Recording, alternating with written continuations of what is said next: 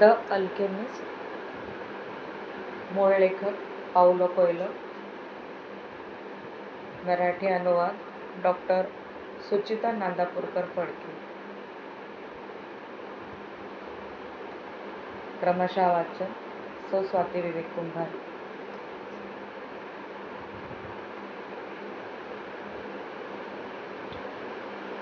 नुकतंच विकत घेतलं पुस्तक तो वाचू लागला. पहिल्याच पानावर दफनविधीचं वर्णन होतं. त्यात उल्लेख केलेली माणसांची नावं त्याला उच्चारायला कठीण वाटली. आपण जर कधी पुस्तक लिहिलं तर एका वेळेस एकच व्यक्तिरेखा समोर आणायची असं त्याने पक्क ठरवलं, जेणेकरून अनेक नावं एकत्रितपणे लक्षात ठेवण्याचा ताण वाचकांवर आला नसता. कसं बसं त्या पुस्तकात त्याचं मन रमलं. मग त्याला ते आवडू लागलं. पुस्तकातल्या त्या दफन प्रसंगी पुष्कळ हिमवृष्टी झाली होती. कडाक्याच्या थंडीची कल्पना त्याच्या मनात आली.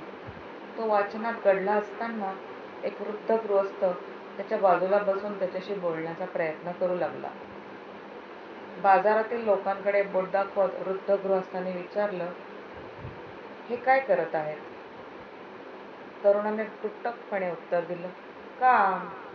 आपण वाचनात गढलो आहोत असं दाखवण्याचा त्याचा प्रयत्न होता.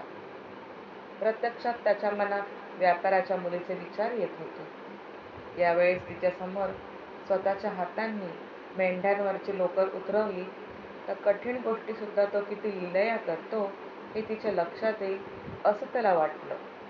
हे दृश्य त्याने अनेकदा मनोमन पाहिलं होतं.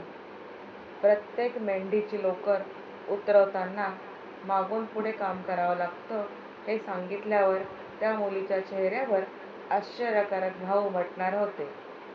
ते काम करत असताना तिला कोणत्या लोककथा सांगता येतील याचाही विचार त्याने केला होता.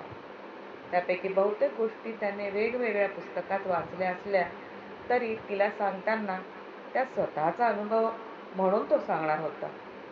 तिला वाचता येत नसल्यामुळं खरं खोटं तिला कळणारही नव्हतं. वृद्ध माणसाने पुन्हा पुन्हा तरुणाशी संभाषण साधण्याचा प्रयत्न केला. तो अतिशय थकलेला होता. त्याला फार तहान लागली होती. त्याने तरुणाकडे वाईनचा घोट मागितला.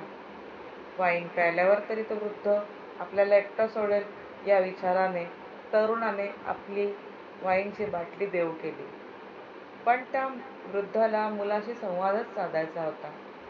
तरुण कुठलं पुस्तक वाचत आहे अशी विचारणा त्याने करताच उद्धटपणे बोलून त्याला गप्प बसण्याचा विचार तरुणाच्या मनात आला. सरळ उठून दुसऱ्या बाकड्यावर बसावं असंही त्याला वाटलं. परंतु त्याच्या वडिलांनी त्याला सर्वांचा, विशेषतः मोठ्यांचा आदर करायला शिकवलं होतं, म्हणून त्याने पुस्तक वृद्धासमोर धरलं. असं करण्यामागे 2 कारणं होतं. एक म्हणजे पुस्तकाच्या शीर्षकाचा अचूक उच्चार त्याला स्वतःला माहीत नव्हता आणि दुसरा म्हणजे त्या वृद्धाला वाचता येत नसेल तर आपल्या चौकसपणाचा संकोच वाटून तो तरी दुसऱ्या बाकड्यावर जाऊन बसला असता. असं म्हणत वृद्धाने ते पुस्तक चारी बाजूंनी न्याहाळलं. जणू काही ती एखादी विचित्र वस्तू होती. हे फार महत्त्वाचं पुस्तक आहे, पण ते तितकंच शिर्डीला आणतं. ही प्रतिक्रिया ऐकताच तरुण अवाक झाला. त्या वृद्धाला फक्त वाचता येत होतं असं नसून ते पुस्तक त्यांनी वाचलंही होतं. त्याच्या म्हणण्यानुसार या पुस्तकामुळे त्रास होणार असेल तर अजूनही ते बदलून आपण आणणं त्या तरुणाला शक्य होतं. जगातली इतर सर्व पुस्तकांमध्ये जे लिहिलेलं आहे तेच याही पुस्तकात लिहिलेलं आहे, वृद्ध पुढे म्हणाला. आपल्या स्वतःच्या गंतव्यस्थानाची निवड करण्यात लोक किती अक्षम असतात हे या पुस्तकात सविस्तर सांगितलेलं आहे. सरतेशेवटी पुस्तक वाचून झाल्यावर या जगातील सर्वात मोठ्या असत्यावर सर्वांचा विश्वास बसतो. जगातील सर्वात मोठं असत्य काय आहे ते? तरुणाने अतिशय आश्चर्याने विचारलं. ऐक तर, आपल्या प्रत्येकाच्या जीवनात एका ठराविक टप्प्यावर आपल्याबाबत काय घडत आहे यावरच आपलंच नियंत्रण सुटतं. त्यानंतर ताबा असतो तो केवळ नशिबाचा. हेच ते सर्वात मोठं असत्य. काहीतरीच काय? माझ्या बाबतीत असं कधीच घडलं नाही, तरुण ठासून म्हणाला. मी धर्मगुरू व्हावं असं माझ्या घरच्यांना वाटत होतं, पण मला मेंढपाळ व्हायचं होतं आणि तेच मी केलं. फार बरं केलंस, वृद्ध म्हणाला. तुला प्रवास करायला मनापासून आवडतो. माझ्या मनातले विचार याला आधीच ठाऊक होते. तरुणाच्या मनात आलं. वृद्ध आता निवांतपणे पुस्तक चाळत होता. त्याच्या आविर्भावावरून ते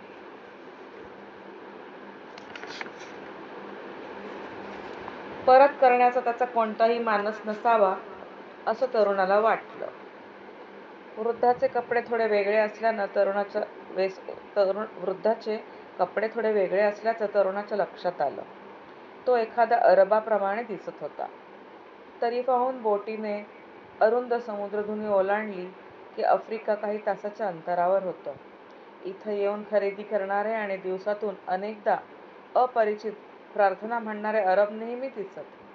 तरुणाने विचारलं, तुम्ही कुठून आलात? अनेक ठिकाणाहून. कोणीही अनेक ठिकाणाहून येऊ शकत नाही, तरुण म्हणाला. मी मेंढपाळ आहे. मी अनेक ठिकाणी गेलो आहे, पण मी आलो आहे एकाच ठिकाणाहून. एका प्राचीन किल्ल्याजवळ वसलेल्या शहरातून मी आलो. माझा जन्म तिथला. असं असेल तर मी सालेममध्ये जन्मलो असं म्हणता येईल. हे सालेम कुठं असेल याबद्दल तरुणाला कल्पना नव्हती, परंतु तसं विचारलं तर आपलं अज्ञान दिसेल अशा आशंकेने तो गप्प बसला. बाजारपेठेत येणाऱ्या जाणाऱ्या लोकांचे काही क्षण निरीक्षण केल्यावर त्याला जाणवलं की ते सर्व फार व्यग्र होते. अच्छा, हे सालेम कसं आहे? संभाषणातून एखादा धागादोरा मिळवण्याच्या दृष्टीने तरुणाने विचारलं. जसं नेहमी होतं तसंच. एवढ्यावरून काही समजणं शक्य नव्हतं. सालेम अँड्रालुसियामध्ये नाही यावर तरुणाची खात्री होती. तसं असतं तर त्याने आतापर्यंत सालेमबद्दल काही ना काही नक्कीच ऐकलं असतं. आपला मुद्दा न सोडता तरुणाने पुढचा प्रश्न विचारला. तुम्ही सालेममध्ये काय करता? मी सालेममध्ये काय करतो? वृद्धाला हसू आलं. अरे बाबा, मी सालेमचा राजा आहे. लोक काय वाटेल ते बोलतात, असं तरुणाच्या मनात आलं. त्यापेक्षा चकार शब्दही न उच्चारणाऱ्या मेंढ्यांबरोबर जीवन व्यतीत करणं अधिक चांगलं, असं तरुणाला वाटलं. हातातल्या पुस्तकात एकट्याने रमणं तर त्याहून जास्ती चांगलं, असाही विचार त्याच्या मनात आला. पुस्तकांचं एक बरं असतं, आपल्याला हवं तेव्हाच ते आपल्याशी बोलतात. जगभराच्या आश्चर्यकारक कथा आपल्याला सांगतात. लोकांचं तसं नसतं. अनेकदा ते इतकं विचित्र काही बोलतात की संभाषणाचा ओघ कसा सुरू ठेवायचा हेही आपल्याला कळत नाही. तितक्यात वृद्ध म्हणाला, माझं नाव मेल्कीझेडेक आहे. तुझ्याकडे किती मेंढ्या आहेत? पुरेशा, तरुणानं एका शब्दात उत्तर दिलं. आपल्याबद्दल जाणून घेण्याची उत्सुकता वृद्धाला वाटते आहे हे एव्हाना त्याच्या लक्षात आलं होतं. तसं असेल तर कठीण आहे. तुझ्याकडे पुरेशा मेंढ्या आहेत असं तुला वाटत असेल, पण मी तुला काही मदत करू शकणार नाही. तसं असेल तर कठीण आहे. तुझ्याकडे पुरेशा मेंढ्या आहेत असं तुला वाटत असेल तर मी तुला काहीही मदत करू शकणार नाही. आता मात्र तरुण त्रासला होता. तो कुठे वृद्धाची मदत मागत होता? उलट त्याच्याकडेच वाईनची मागणी त्याने केली. वृद्धाने संभाषण सुरू केलं होतं. तरुण पटकन म्हणाला, माझं पुस्तक मला परत करा. मेंढ्या गोळा करून मला निघायचं आहे. तुझ्या एकूण मेंढ्यांपैकी 10वा भाग मला दे, मग मी तुला गुप्त खजिन्याचा शोध कसा घ्यायचा ते सांगेन. ते ऐकताच तरुणाच्या डोक्यात प्रकाश पडला. त्याला आपलं स्वप्न आठवलं. म्हातारीने स्वप्नाचा अर्थ सांगण्याचे पैसे त्याच्याकडून घेतले नव्हते, पण हा वृद्ध, कदाचित तिचा नवरा असावा तो, हा मात्र त्याच्याकडून पैसे काढण्याच्या प्रयत्नात होता. अस्तित्वात नसलेल्या खजिन्याचा पत्ता सांगण्याचा वृद्धाचा प्रयत्न म्हणजे पैसे काढण्याचा मार्ग होता, असंही तरुणाला वाटलं. बहुधा हा वृद्धही जिप्सी असणार. तरुण पुढे काही बोलण्याआधी वृद्धाने तिथे पडलेली काठी उचलली आणि तसाच ओंडव्याने तो बाजारपेठेतील रेतीवर काहीतरी लिहू लागला. तो तसा ओणवा असताना त्याच्या छातीवर काहीतरी लक्कच चमकला. तो प्रकाश इतका झळझळीत होता की तरुणाचे डोळे क्षणभर दिपले. वयाला न शोभेल अशा चपळाईने वृद्धाने अंगावरील घोळदार केपने ते झाकून घेतले. तरुणाचे डोळे निवल्यावर वृद्धाने रेतीत लिहिलेला मजकूर त्याला वाचता आला.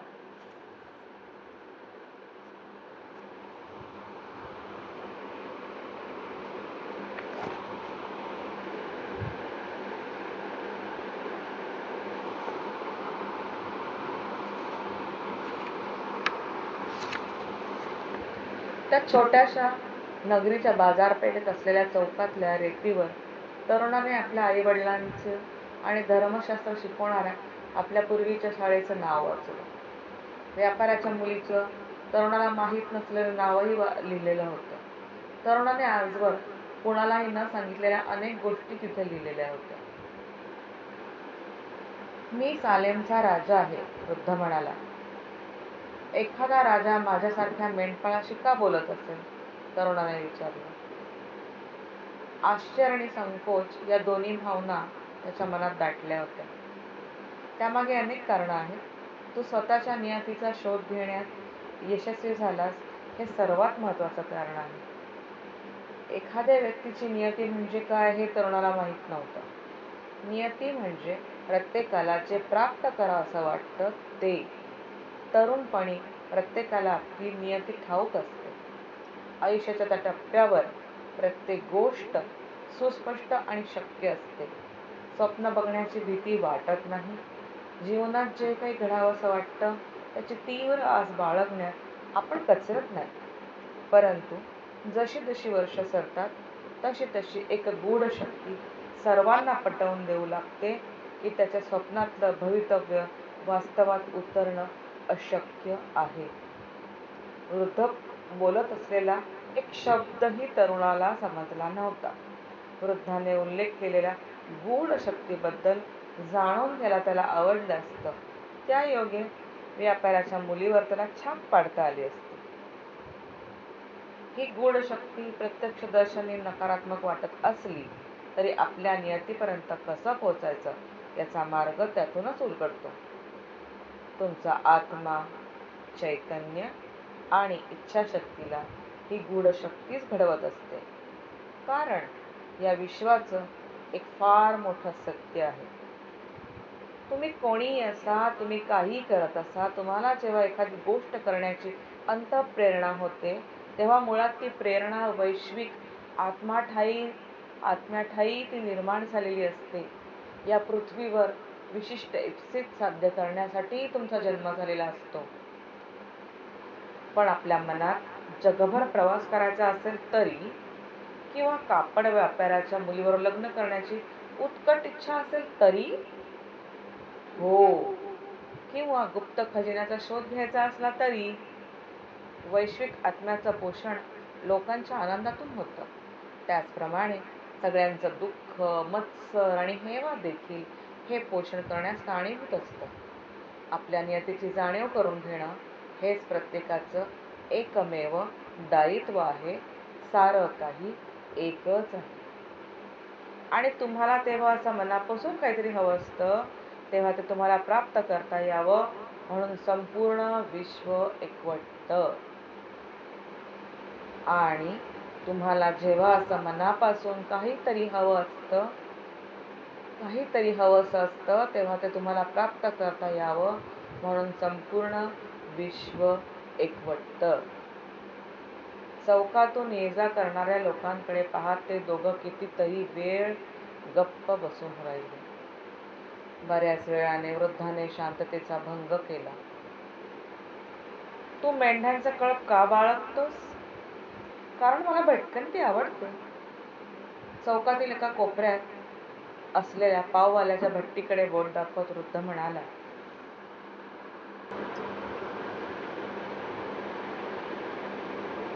हा जेव्हा लहान होता तेव्हा त्याला सुद्धा जगभर हिंडायचं होतं. परंतु आधी ही पावभट्टी विकत घेऊन 4 पैसे गाठीशी मांडण्याचे त्याने ठरवले. उतारवयात तो आफ्रिकेत जाऊन राहणार आहे. मनात जपलेलं स्वप्न पूर्ण करण्याची क्षमता आयुष्याच्या कोणत्याही टप्प्यावर आपल्या मनगटात असते हे त्याला आजवर कधीच समजलं नाही. खरं तर त्याने मेंढपाळ व्हायला हवं होतं, तरुण म्हणाला. हो, त्याने तसा विचार केला होता, वृद्ध सांगू लागला. पण मेंढपाळापेक्षा पाववाल्याला समाजात अधिक प्रतिष्ठा आहे. मेंढपाळ उघड्यावर झोपतात, पाववाल्यांना स्वतःचं घर असतं. मेंढपाळाला मुलगी देण्याऐवजी पाववाल्याबरोबर तिचं लग्न लावून देणं तिच्या पालकांना अधिक योग्य वाटतं. व्यापाऱ्याच्या मुलीच्या विचाराने तरुणाच्या हृदयात कळ आली. तिच्या नगरात नक्कीच कोणीतरी विवाहयोग्य पाववाला असणार.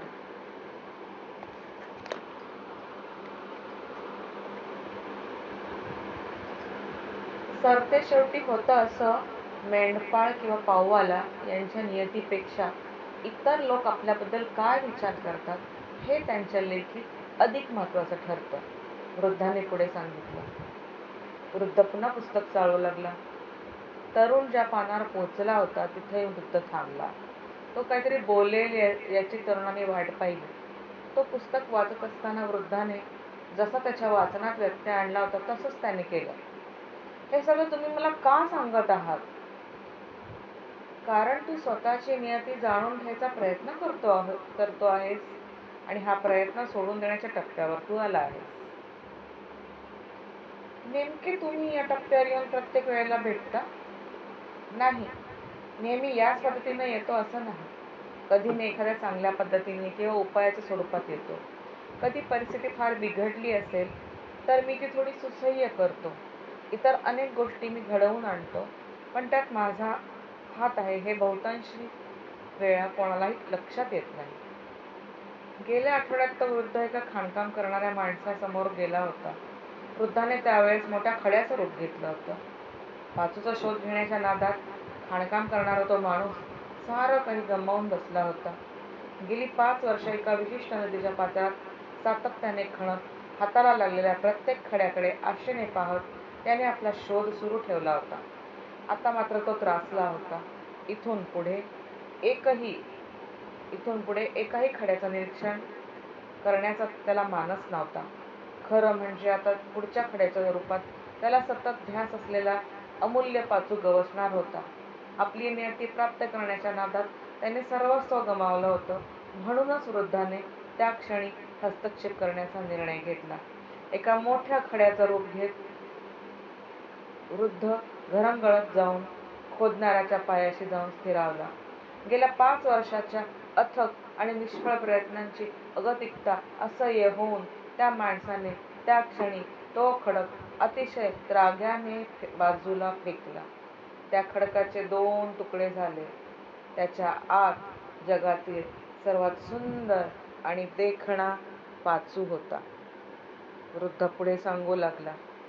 आपल्या अस्तित्वामागे नेमकं काय कारण आहे हे लोकांना फार लवकर लक्षात येतं. म्हणूनच कदाचित ते प्रयत्न करणं देखील सोडून देतात. असं व्हायला नको, पण असंच होतं. त्याचा स्वर कडवट झाला होता. गुप्त खजिन्याबद्दल वृद्ध काहीतरी म्हणाला होता अशी आठवण तरुणाने त्याला करून दिली. ते ऐकताच वृद्ध उद्गारला. खजिना! पाण्याच्या वाहत्या स्रोतामुळे तो उघडा पडतो, पण त्याच पाण्याच्या धारा खजिन्याला दडवून ठेवतात. तुला जर त्या खजिन्याबद्दल जाणून घ्यायचं असेल तर तुझ्या कळपाचा 10वा भाग मला मिळायला हवा. त्याऐवजी माझ्या खजिन्याचा 10वा भाग दिला तर? हे ऐकताच वृद्ध खेदाने म्हणाला. जे अजून तुझ्या ताब्यात आलं नाही ते देण्याची वचनं देत राहिलास तर ते मिळवण्याची इच्छासुद्धा गमावून बसशील. आपण त्या म्हाताऱ्या जिप्सी स्त्रीला 10वा हिस्सा देण्याचं मान्य केलं आहे, हे तरुणाने वृद्धाला सांगितलं. खोल निःश्वास सोडत वृद्ध म्हणाला. बोलणाऱ्याला शब्दात गुंतवण्याच्या कलेमध्ये जिप्सी पारंगत आहेत. जीवनात प्रत्येक गोष्टीचं मूल्य असतं हे तू शिकलास. इतकंच माझ्यासाठी पुरेसं आहे. प्रकाशाचे योद्धे हेच शिकवू पाहतात. वृद्धाने पुस्तक तरुणाच्या हातात ठेवत म्हटलं. उद्या याच वेळेस तुझ्या कळपाचा 10वा भाग मला आणून दे. त्यानंतर गुप्तधन कसं शोधायचं ते मी तुला सांगेन. येतो मी. क्षणार्धात तो चौकाच्या कोपऱ्यात पोहोचला. त्यानंतर तो दिसेनासा झाला. धन्यवाद.